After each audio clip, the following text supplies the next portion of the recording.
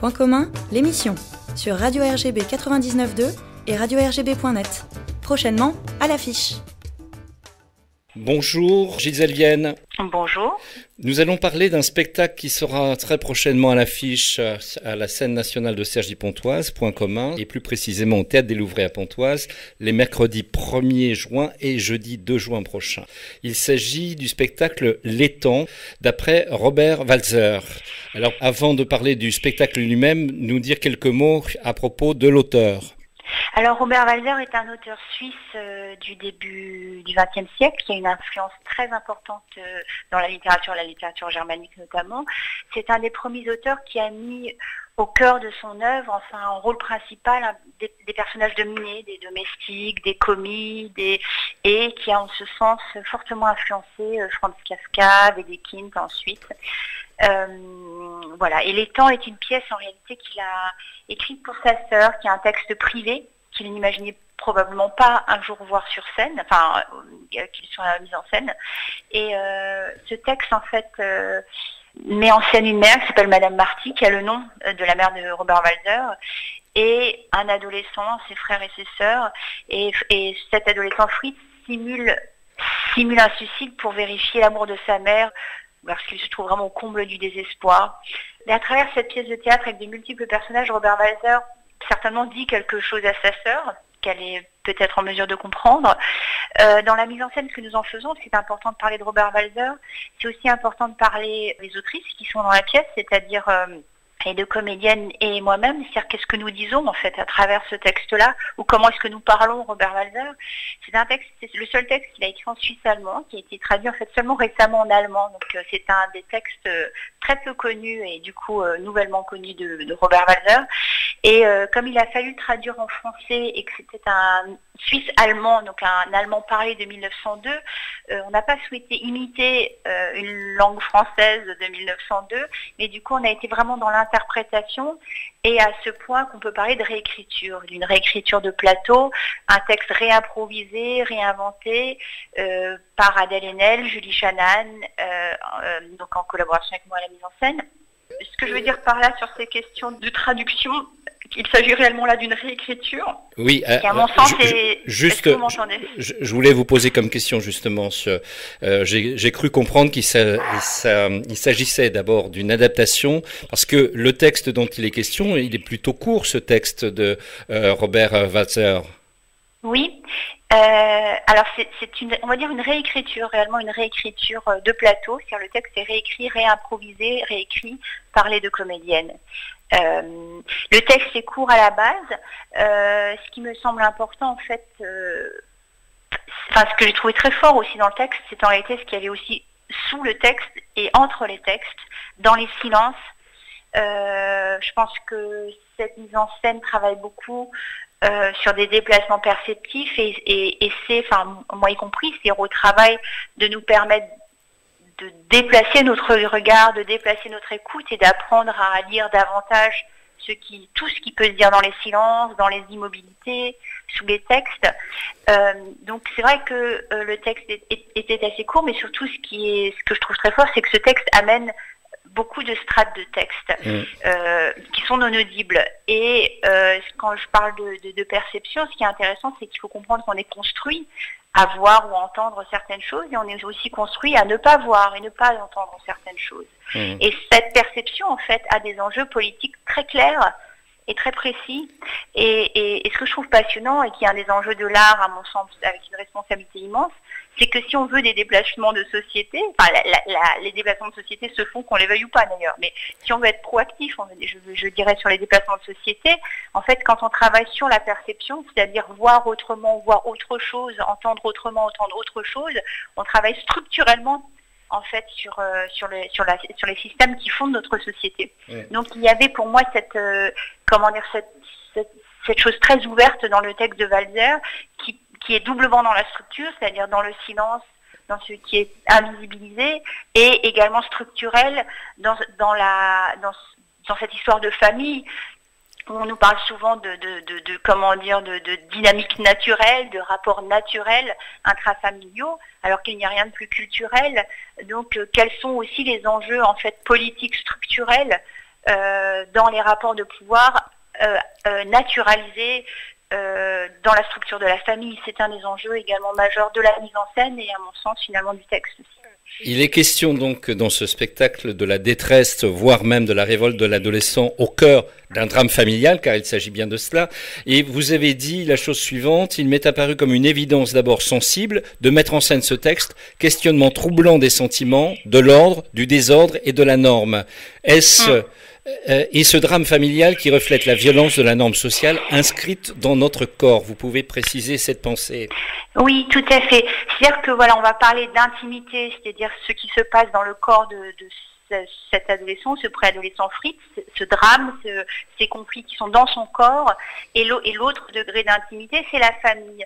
Et ce qui est, par rapport à ce que je viens de dire, enfin ce qui me semble intéressant de comprendre davantage, et la sociologie, la philosophie, la psychologie, enfin tout le monde s'y attelle, et le champ de l'art aussi, c'est de comprendre en fait les structures culturelles et sociétales qui sont dans notre intimité, dans notre chair et dans la famille, qui sont des constructions en réalité.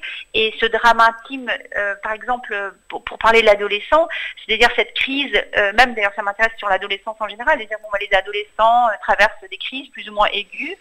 Certainement que les hormones participent on va dire, de l'exaspération de cette crise, mais à mon sens, la crise est d'autant plus violente qu'elle est un conflit qui semble être intime et naturel quand on le vit entre soi et soi. À mon sens, c'est beaucoup plus un conflit avec la société où on impose à notre corps des désirs, une manière d'être, de manière hyper violente.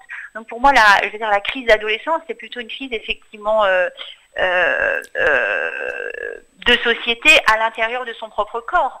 Je ne veux pas ou je ne supporte pas d'être une femme comme on me demande de l'être, je ne supporte pas ou je ne veux pas avoir ces désirs comme on me les impose, et je suis d'autant plus désorientée que on me fait croire que c'est naturel. D'accord. Au-delà des actrices, on va en parler, pardonnez-moi, mais le rapport du dominé est donc a toujours un rôle central dans l'œuvre de l'auteur Robert Walser dans son rapport aux dominances. Et il est dit que dans son écriture, elle est qualifiée de sensible, drôle et discrètement, mais franchement subversive. Oui. Ça se traduit de quelle manière? Oui, c'est-à-dire que ces lois qui sont naturalisées sont montrées dans ce qu'elles ont de pas naturel et dans ce qu'elles ont aussi d'absurde et d'injuste. C'est-à-dire on peut se moquer des lois en les inversant et en révélant toute l'absurdité ou l'injustice. Et ça peut se faire avec l'humour et ça peut se faire avec drame aussi. Et je pense que Walser effectivement arrive à révéler la violence et l'absurdité grotesque des rapports de domination, la vilaine farce des rapports de domination, que sont les rapports de domination tels qu'ils sont dans notre société aujourd'hui et tels qu'ils étaient en Suisse au début du XXe siècle. Alors sur scène, deux actrices importantes, Adèle Haenel, connue, reconnue dans le monde du cinéma, qui la désespère aujourd'hui, si j'ai bien lu ses dernières déclarations, et Julie Shanahan, qui joue donc dans cette pièce, deux comédiennes qui interprètent une dizaine de personnages, je crois. Oui, tout à fait. À l'origine de cette création, de ce spectacle, vous aviez prévu que cela soit interprété par l'actrice Kerstin Dele, qui est depuis décédée. Oui, nous avions commencé à construire cette pièce avec Kerstin Dele, une comédienne avec qui j'ai travaillé de nombreuses années, absolument exceptionnelle, et qui est décédée de manière abrupte pendant le processus de création. Donc la pièce lui est évidemment dédiée et sa part créative est évidemment encore présente dans la pièce. Julie Shanahan a repris le rôle de Kerstin Dele et Julie Shanahan a été souvent vue dans les pièces de Pina Bausch depuis plus d'une trentaine d'années. C'est une danseuse exceptionnelle, une comédienne exceptionnelle qu'on a pu voir récemment chez Bob Wilson en septembre dernier dans la pièce qui s'appelle I Was Sitting on a Patio. Et Julie Shanahan a l'histoire de sa vie avec elle et cette histoire de l'art aussi qu'elle porte, qui est immense. Et Adèle Haenel, je l'ai rencontrée pour cette pièce-là, et je dirais qu'avec Adèle Haenel et Julie Shannan, il y a une sorte de rencontre, de coup de foudre très fort, qui est un rapport sensible et intellectuel très évident.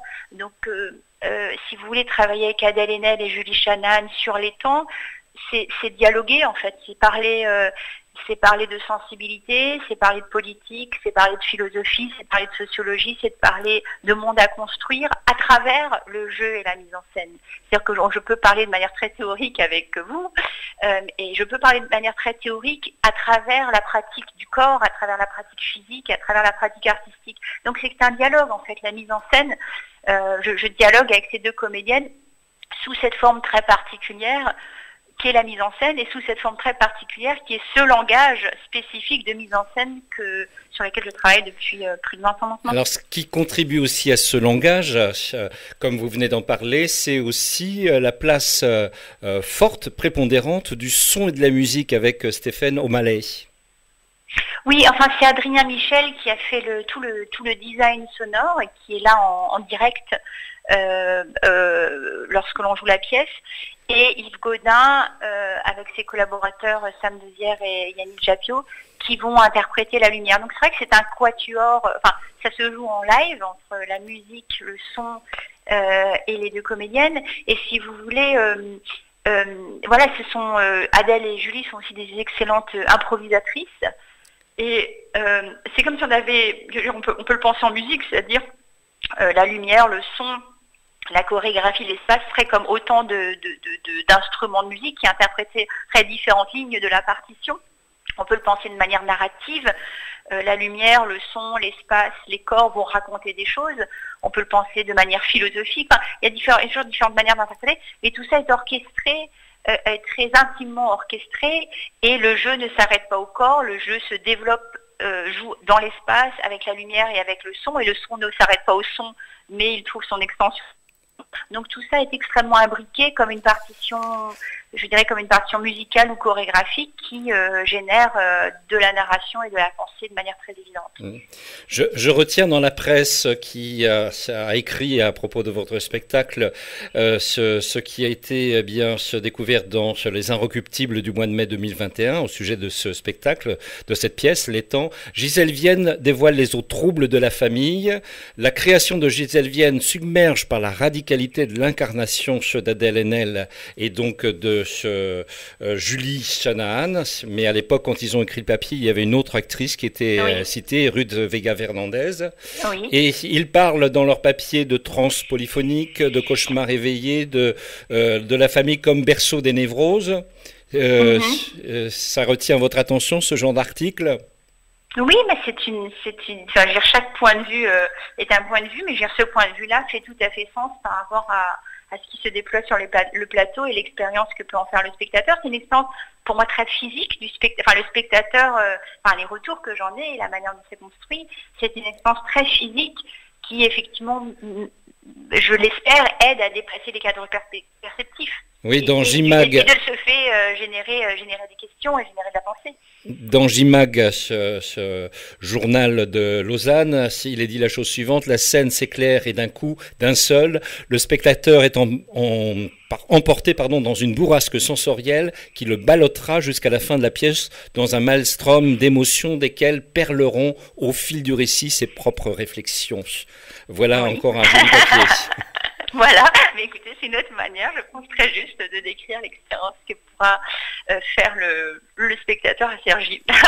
En résumé, magistral, les deux comédiennes Adèle Haenel et Julie Shannan incarnent tous les personnages dans un mystérieux ballet de voix intérieure. Gisèle Vienne transforme alors ce texte méconnu de Robert Walser en une expérience puissante. Rythme et temporalité se superposent dans le chaos de l'intimité de Fritz, qui est le garçon dont on a parlé dans cette histoire, dans ce drame.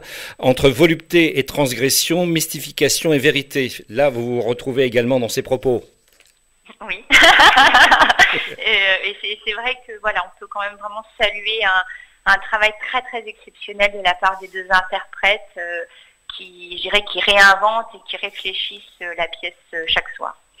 Un grand merci à vous, Gisèle Vienne. Merci à vous et puis au plaisir de se retrouver à Cergy. Au plaisir. Je rappelle les dates pour nos auditeurs. Spectacle à voir, donc L'étang, d'après l'œuvre de Robert Walser, avec la conception de ce spectacle Gisèle Vienne, et interprété brillamment par deux actrices, Adèle Haenel et Julie Shanahan. C'est à découvrir sur scène le mercredi 1er juin à 20h30, le jeudi 2 juin 19h30, à la nouvelle scène nationale de Cergy-Pontoise, point commun, au Théâtre des Louvrais à Pontoise. Merci à vous.